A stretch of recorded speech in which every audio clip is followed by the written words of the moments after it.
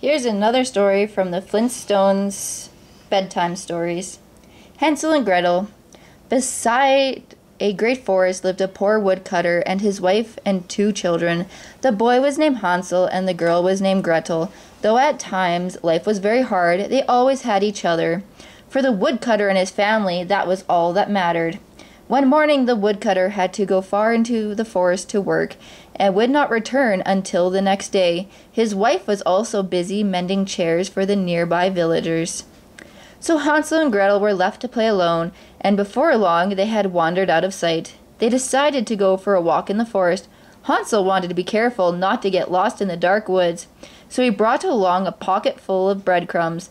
As they walked along, he dropped a few crumbs from his pocket so that they were certain to find their way back home. But unknown to them, as they went deeper and deeper into the forest, a bird hopped along behind them, eating every single crumb. By the time Hansel realized what had happened, it was too late. Night was falling fast. With little hope of finding their way out of the forest, they decided to lie down under the spreading branches of a large oak tree. As the last rays of light fled from the approaching night, Hansel and Gretel fell sound asleep. Morning came and found the children rested but very hungry. They had not eaten since breakfast the day before, and other than a few wild berries, the forest had little food to offer the 2 children. They set off again through the woods, hoping to find their way back home, but in fact they were traveling deeper into the forest. By mid-afternoon they walked into the center of the great woods. They soon came a small clearing. In the center of this clearing stood a little cottage, but it was unlike any cottage they had seen before. Hansel and Gretel rubbed their eyes in disbelief. This cottage wasn't made of wood or stone. They looked again. Could it be true? It was true. This cottage was made of candy and cakes. With great excitement, the hungry children ran towards the little house. How wonderful! The walls were made of gingerbread, and the roof was made with hard sweet candies, and everywhere were iced cakes, biscuits, and sweet dark chocolates.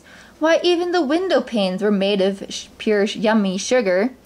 Hansel broke off a corner of the wall and happily nibbled the tasty morsel, and Gretel munched on a piece of cupcake. Suddenly there came a voice from behind the cottage door. The voice was strangely musical and sounded like tinkling glass. It sang out, "Nibbling, nibbling, like a mouse. Who's that nibbling at my house?" The door opened, and a very old woman came creeping out. "Oh, you dear sweet children," she said. "Who has brought you here so far into the forest? Do come in and stay with me. I'm just a lonely old woman who needs a little company. Come in, little ones, come in." She took both the smiling children by their hands and led them into her little house. The old woman was only pretending to be kind and gentle. She was really a wicked witch. She had built her candy cottage to entice little children to come near. When they did, she would invite them into her home, where she would grab them and throw them into a cage. The wicked witch would light her oven, for you see, she liked to eat little children. "Hee hee hee!" laughed the witch as she latched the cage, shutting Hansel and Gretel inside. "I have you now, and you'll not escape. What my dainty dishes you shall make." And she went at once to light her oven.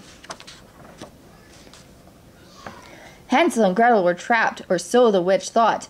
The witch busied herself at the oven, laughing and mumbling and singing to herself, "Hee hee hee! A dinner of 2. My gingerbread house will always catch you. You can run, yes, you can hide. Oh, but into my cooking pot you shall go. Hee hee hee hee!" The witch had never been happier. As the witch prepared her oven, she didn't pay the least bit attention of Hansel and Gretel, and Hansel and Gretel paid no attention to her. They were still hungry, you see. The witch hadn't taken into account the appetites of little children. For Hansel and Gretel were the first children she had caught, so Hansel and Gretel ate. They ate the cage, the table, the chairs, the cupboard, the cups, and oh, before long, the entire cottage was gone into their tummies. There, the oven is lit, and "Oh, my beautiful home!" cried the witch when she saw what had happened. "You naughty children, look what you have done! My home, it's all gone! I slaved over the oven for weeks to bake biscuits and sweets to build this house. Now what will I do to catch little children?" The children just laughed, and Hansel let out a little burp. "Enough!" screamed the witch, her face turning bright red. "You are far too much trouble. There must be something easier to eat than little children."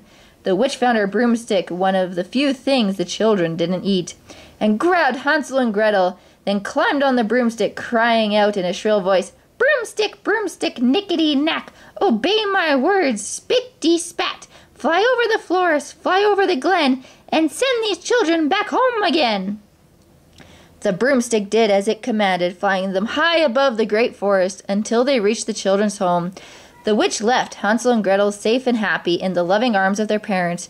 The witch flew off, and as she vanished from sight, she could be clearly heard to say, "Hippity-hoppity and nonsense talk of all things that cannot be. But know this is true, with children I'm thought, for they have driven me to poverty." Here are some side stories. Georgie Porgy. Georgie Porgy pudding pie kissed the girls and made them cry. When the boys came out to play, Georgie Porgy ran away. Old King Cole. Old King Cole was a merry old soul, and a merry old soul was he. He called for his pipe, and he called for his bowl, and he called for his fiddlers three. Rub-a-dub-dub. Rub-a-dub-dub, 3 men in a tub. Who do you think they'll be? A butcher, the baker, the candlestick maker. Terrible fools, all 3. Jack Sprat. Jack Sprat could eat no fat, his wife could eat no lean, and so between the 2 of them they licked their clatters clean.